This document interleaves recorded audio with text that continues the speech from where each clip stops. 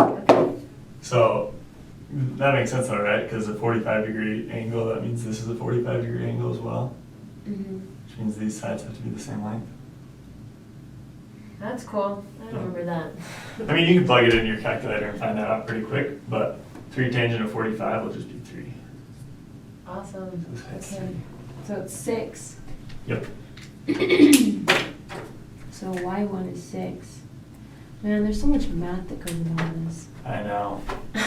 It's unbelievable. Whoever thought you'd have to use math so much?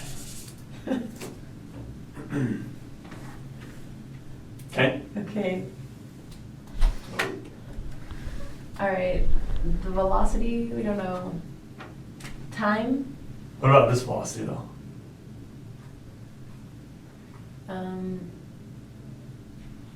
Speed. You remember talking about like rockets? How a rocket goes up and it slows down and slows down and slows down and slows. At the top, what happens? It hits 0. And then Falls. falls. At the top, does it hit 0? The y velocity does. The x one.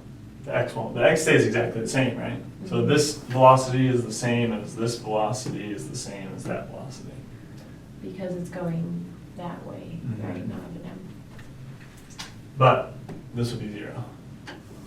Cool. So if you're talking about like a free fall problem at the very highest point, the y velocity will always be 0. Okay. V of x? No, 0. Okay. And time, we don't know. Nope. Okay, so now we have everything that we need in order to find this half, right? Yeah, in order to start looking at it and try to figure some stuff out. Or at least, yeah, like get an idea of what we need still. But ultimately, what are we trying to solve for? The minimum speed that will allow the ball to clear the roof. And then the angle too, right? No. So that's this. And this angle right here. So which of our things here will get us that? I don't know.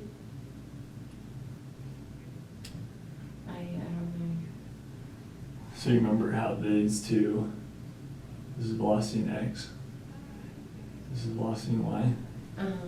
If we know those two, can we find the actual speed and the angle? If we know velocity in x and y? Yeah. So let's say these two are what we're trying to solve for. Okay. Because we can't use v and theta in our equations unless we break them down into x and y anyway. Yeah. All right. So do we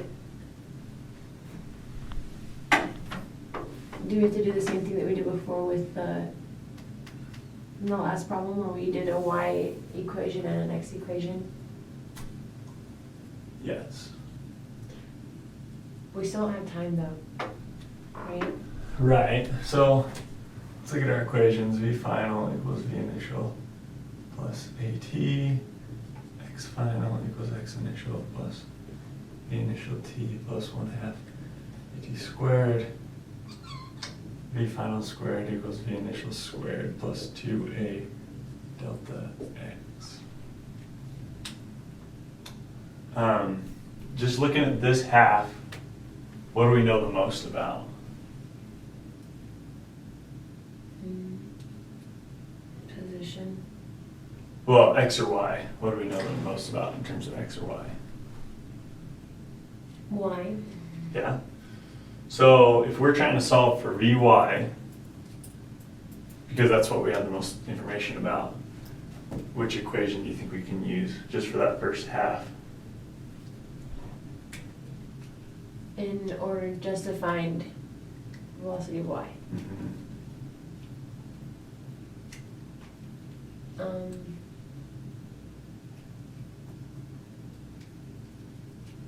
Well, we do have y1 velocity, but we still don't have time. You don't have time. Can we do the last one? Yeah, because there's no time in it, right? Mm-hmm. So let's see what happens if we use the last one. So be final?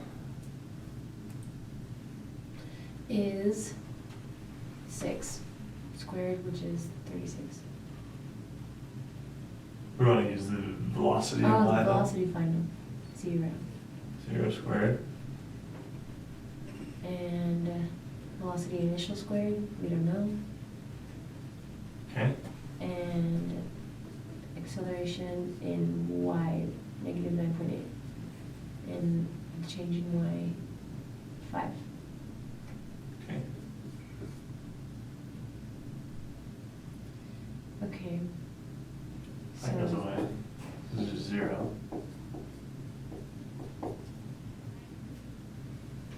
Plus Negative 4.9. the negative 90.8. Or negative 98. Yep. Genius. Cool, and then we can add it and square it. So, So square root of 98 is velocity y naught. okay. Cool, that was a number. Got it in there. Sure, it's a decimal. Probably. Physics isn't physics if it's non-decimal. It's 9.8. Okay. 9.8 is the square root of 98? 9.899.94. Oh, okay. I was like, really? That's crazy. So, or this was 9.89 something? Meters per second?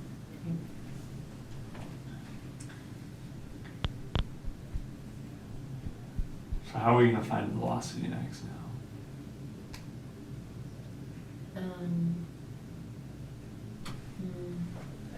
Well, that doesn't help us, that can't help us find x, right? This equation? No, like finding velocity of y naught cannot help us find the velocity of x naught, can it? Not directly, no. Okay. But can it help us find time? Yeah, Sweet. We can use the first equation. definitely. So, velocity final? Is 0 equals 9.89 plus negative 9.8 times d.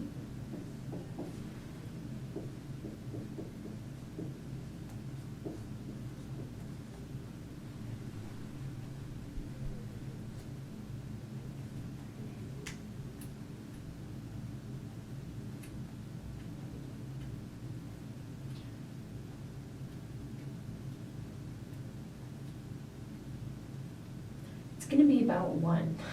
Yeah, around 1 somewhere. T equals 1 point, it's like 1.00 something. Something like that. Too bad. And what I like to do when I'm doing these calculations, because 9.89 is a rounded number, right? Is it'll just stay in my calculator and then I can keep using the full number. Because if you round before you get to the final answer, sometimes we get a rounding error. That's true. It's 1.01. 1 seconds. Mm-hmm. That's our time right here.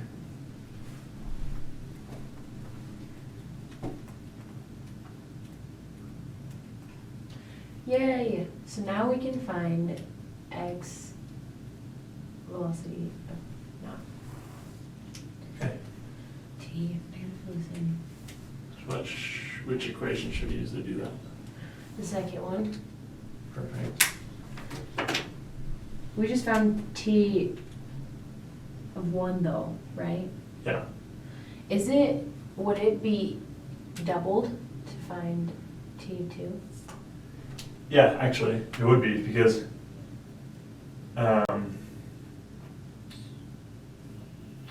let's see, velocity y is that. We can find, so we won't do this because we don't need to, but if we were to put v final for y squared equals v initial, if we use this as our initial and this is our final, we'd have this squared equals 0 squared plus 2 negative 9.8, and then our change in y would be what from this point to this point? 5. It would be 5, but this time it would be negative 5. Mm-hmm. You have to put a negative in there, because then you end up with a negative Oh, y because it's velocity. going down. Yeah. Okay. But what you'll find out is that the y velocity here is just the negative version of that one. Really? Mhm. That's so cool. So then the time here would be the same, everything. You could do all the equations to prove that, but we don't really need to. We can solve the rest of it without even worrying about what happens over here. So we know for sure if it clears the roof, it's gonna just keep falling and it'll fall right back to where it needs to be. Because this guy is 6 meters away and 1 meter high, and you are 6 meters away and 1 meter high, it'll work out perfect. Okay, so because we only have a few minutes left, if I keep doing that and I get the x initial velocity, and then I'll have v of x and v of y for the triangle. Watch, we can do it really fast. So x final is 9, x initial is 1, v initial and x we don't know, but time we do know. So that's 1.01 seconds. 1.01 seconds. But then what happens to our 1/2 at squared? 0.